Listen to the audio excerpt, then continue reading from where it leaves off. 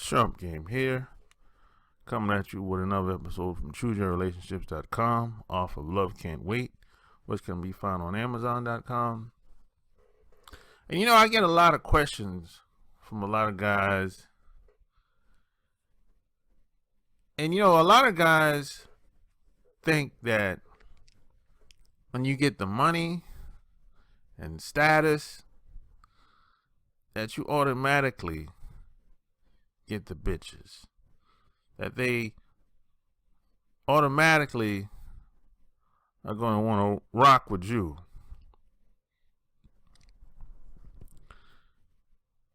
And if that was the truth, you would see a lot more of that in society today. You would hear about it much more. But I don't see that happen very often. What I see is a lot of guys getting taken advantage of and getting hit in their pockets. So let's look at a lot of these celebrities. Take somebody like Drake, for example. Now you would think somebody like Drake, with all his status, star status, money, that he'd be able to get any bitch. But it doesn't happen like that for Drake. You know why? Because he's missing that one key element. It starts with a G and ends with an E. And that's game. That's what he's missing. I remember Drake got last year. I think it was last year. He got he got hustled by a porn star. And 9 times out of 10, she hit him up in his pockets. And this happens to a lot of these celebrities. They get embezzled and get exploited all the time. But you never hear about it on the news or within the mainstream media outlets. And I remember Drake, I think a year or two ago, he was on the Angie Martinez show. If you know who Angie Martinez is, she's a radio personality and she's a DJ. And she used to be a rapper a long time ago. And she came out with a book last year too, so it's pretty good. So if you're a fan of Angie Martinez, go get it. It's a real good book. She tells about her story, how she got started in the music business, and how she became a DJ and a radio personality and all that shit. But I remember Drake and Drake was on the Angie Martinez show, and she was interviewing Drake. And Drake made a pass at her during the fucking interview live. I mean, at all the fucking time to make a pass at a woman. And it's not like they've been knowing each other for a long time. And Angie Martinez is a bad bitch now. Don't get it twisted. I've seen her in person. What you see on camera when you see Angie Martinez, that's how she looks in person. She's cool as fuck too. But doing it, Drake is making a pass at her doing the fucking interview. This is how, and it didn't go anywhere. The whole interview got uncomfortable for like 5 minutes. And the interview didn't last that long because once Drake made a pass at her, she was like, "Oh, this is getting uncomfortable now." And then she just I could see by just her expression in her face and in her eyes that she was like, "I'm ready to end this shit." But she had to keep going for at least another 8 to 9 minutes, just to make it a decent interview. You know what I mean? But Drake, this is how Drake did it. Drake was like, they were talking about him being in relationships with certain women over the past couple years, like Brianna, like I think Serena Williams, or and a couple other people. And then Drake was like, well, how come me and you haven't gotten together? This is what he said. I mean, I'm like, oh, come on, Drake. I mean, that's the best you could do? I mean, if you're going to make a pass, there's a time for everything. Don't make a pass when you're live, on screen. People are listening to you on the radio. And it just was a bad look. It was kind of lame. So you would think that with all his celebrity status and money, that it would be easy for him. But it's not. It's not, because a lot of these guys don't have any game. And a lot of times, having money can make things complicated. Because a lot of these guys don't know how to use their money. A lot of these guys don't know how to use their status and their celebrity.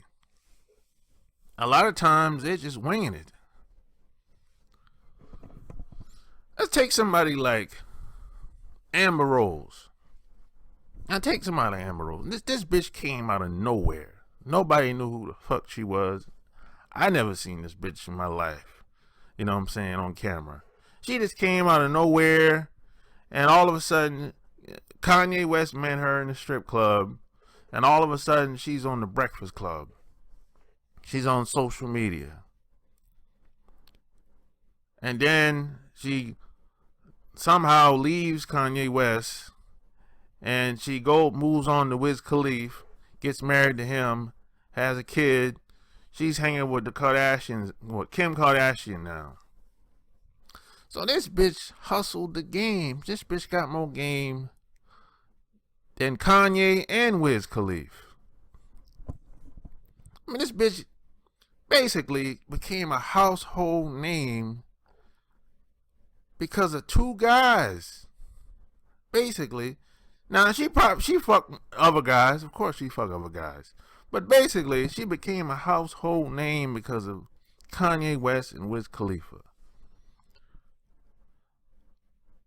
So this bitch got more game than them. You know what I'm saying? I mean, if a bitch get with you, you supposed to put her on game, not the other way around. I mean, she's basically hustling these guys. She's piggybacking off of their status, their celebrity, their resources. Because she didn't have anything to bring to the table. This bitch came from the pole in Philly.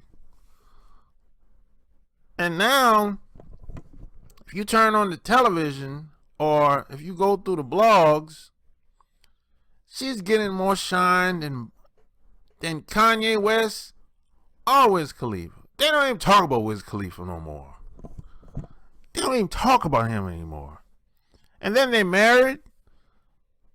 How the hell, bitch, I put you on. How the hell you getting more shine than me now? They don't even talk about Wiz Khalifa no more. The only time they bring Kanye West up is when they're trying to make him look like a fool. So this bitch hustled the game. And this is the missing element to a lot of guys. If you're one of those guys that think that when you get the money,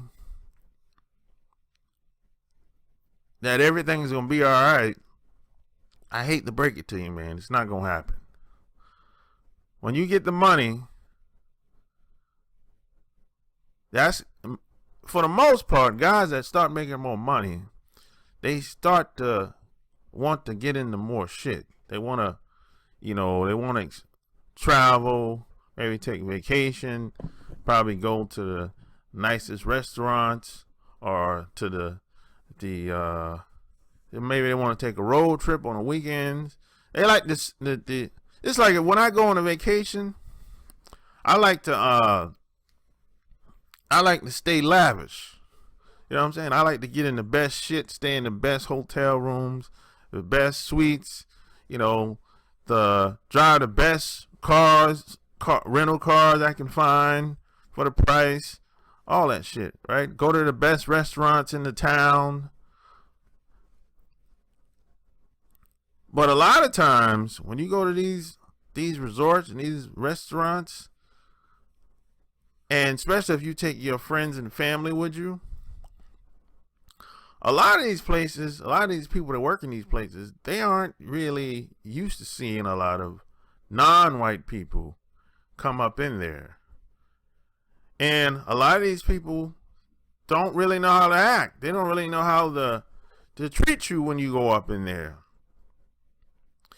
And if you don't have game, if you don't know what to say when shit happens, when some shit pop off, or when somebody say some shit that's rude and disrespectful, shit might not go that well for you. I mean, 17 years ago, if I went to a restaurant or a bar or resort or whatever, and if somebody said something to me or to my friends or family that I didn't like, I would curse them motherfuckers out and probably end up getting kicked out. But today, no, I don't do that. I take a different approach. Today, if I go to a restaurant or hotel or bar and somebody says something I don't like, I ask them, hey, if that's the best you can do, I'm out of here. I'm gone. Fuck that. Because I'm not going to put up with bad service if I'm paying money. If I gotta pay money, I'm out. I'm not going to tolerate that. So I'm not losing anywhere it goes, because I'm out. I'm not going to sit there. I'm not going to sit down at a restaurant table and wait for 10 minutes for the waitress to come over or the waiter to come over. I'm not going to do that. I'm not going to go to a high-end restaurant and as soon as I get to the door and they sit us down and I got to wait 10, 15 minutes for somebody to get to the table before I make an order for a drink. I'm not going to do that. I'm going to get up. I'm out. You know what I'm saying? But 17 years ago, I would probably get up, walk to the front, and probably curse the person out who sat us down at the table and say, hey, what the fuck is going on? We've been sitting down for 10, 15 minutes and the waitress never came to the damn table. What's up with that shit? That's what I would have done 17 years ago. But today, no, I'm out. I'm leaving. I am not saying shit. I'm not Martin Luther King. I ain't trying to keep the peace. Fuck all that shit. But if you don't have game, you won't know how to handle certain situations like that. Most people will try to, negotiate or try to work things out or, oh, the hell with all that shit. Shit. It's no benefit. It's not in my best interest to try to work anything out. If I'm coming to your place of establishment, your business, and I got the money, I'm paying the money at the end of the night or at the end of the tab, why should I have to negotiate anything? I mean, what's the payoff? But hey, if you don't know the game, you're probably going to get taken advantage of. This is why money can make things complicated sometimes. See, money only go but so far. And if you don't have no personality, if you don't have no game, you're probably going to get taken advantage of. See, if you have money and if you go around women flashing, 9 times out of 10, she's going to take advantage of you. She's going to hit you up in your pockets. She's going to use you. It's guys that get used and abused all the time. It's guys that get married to women like this. And when the money goes, and if something happened to him, he broke his leg, lose his contract, or lost his job, and when the bitch is gone, he's shocked. You know, shit, she was there because you was willing to take care of her. And as long as everything stayed the way it was in the beginning, it was no problem. But if that changes, she's moving on to the next dude. And the next dude is probably going to be the guy that she really likes. And it's not going to be just for money or just about money. You know what I mean? So just because you have money, shit don't get better. But if you have game, shit gets better. I mean, I still have the same problems I had, some of the same problems I had 17 years ago. The only difference is today, I know how to handle the shit. I know what to say. I know what to do in certain situations, or in most situations. And in some certain situations, I gotta be spontaneous. You know what I mean? Because a lot of stuff that I've experienced today, it's happened before, but I automatically know what to say. It comes much easy. But the things that I experienced that are new, being that I've had so much experience being spontaneous, being able to think on my feet, it comes almost instant, natural.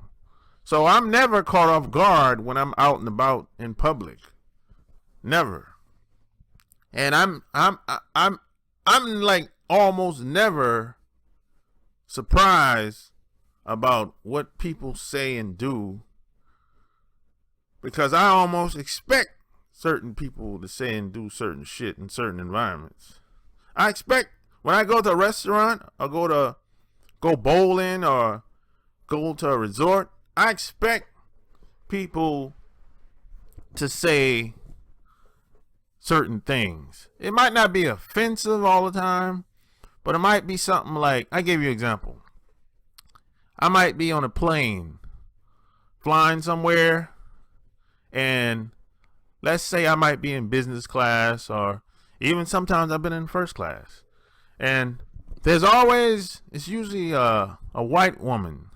It's always curious to know who you are, or, why you're going to a certain destination or whatever.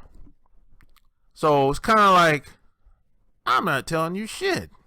You know what I mean? And if I'm at a resort, it doesn't happen all the time. It happens every once in a while. Certain resorts you go to, they're just not used to seeing non-white people there, right? So I'm not caught off guard when they say something like, hey, is this your first time being here? And when they say something like that, they're basically trying to see who you are and what you're all about. You know what I'm saying? Because they're not used to, a lot of white folks are not used to being around a lot of non-white people in certain environments. When they go to these resorts especially, they don't expect a lot of non-white people to be there, especially black males. You know what I'm saying? So I remember the first time it happened. The first time I went to a resort, I was with a woman. There's a older white woman. She's probably like 50, at least 50 at the time. She made a pass at me along with the girl that I was with at the pool. And she thought that I was offended or uncomfortable because we was about to leave anyway, right? But she thought the reason why we was leaving is because I felt offended. But I wasn't. You know what I'm saying? And I didn't really want to fuck with her anyway. You know what I'm saying? Because I kind of knew where she was trying to take things.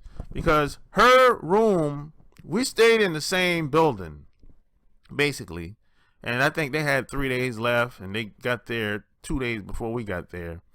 And I seen them leaving the resort earlier, a day before. She was with two or three other guys or people in a group.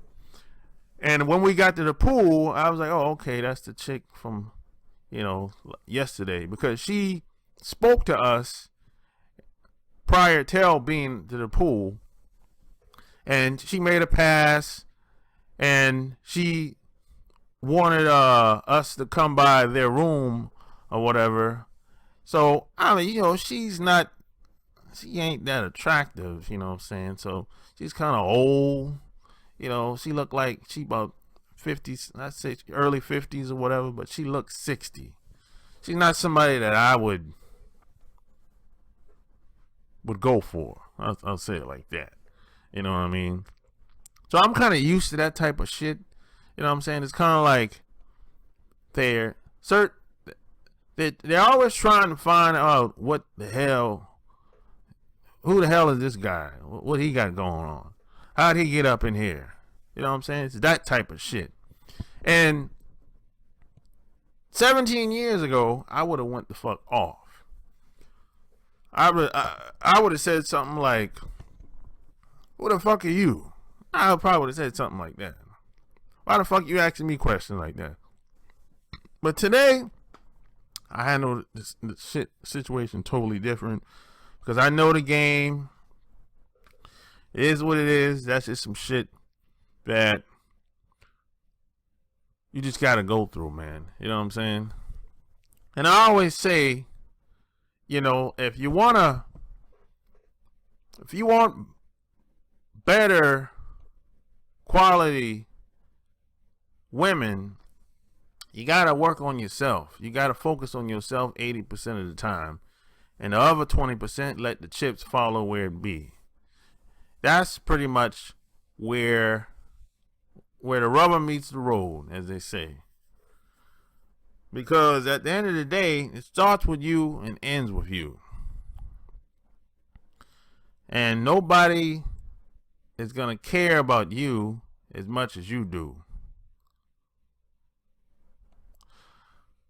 And if you want help with this, go get my book, Love Can't Wait. That's on Amazon.com. And if you got any questions, any concerns, click the link below. And I started a Facebook group, a couple days ago. You can go there by clicking the link below as well. And if you like what you heard, subscribe to my channel. Until next time, Sharp King is out. Peace.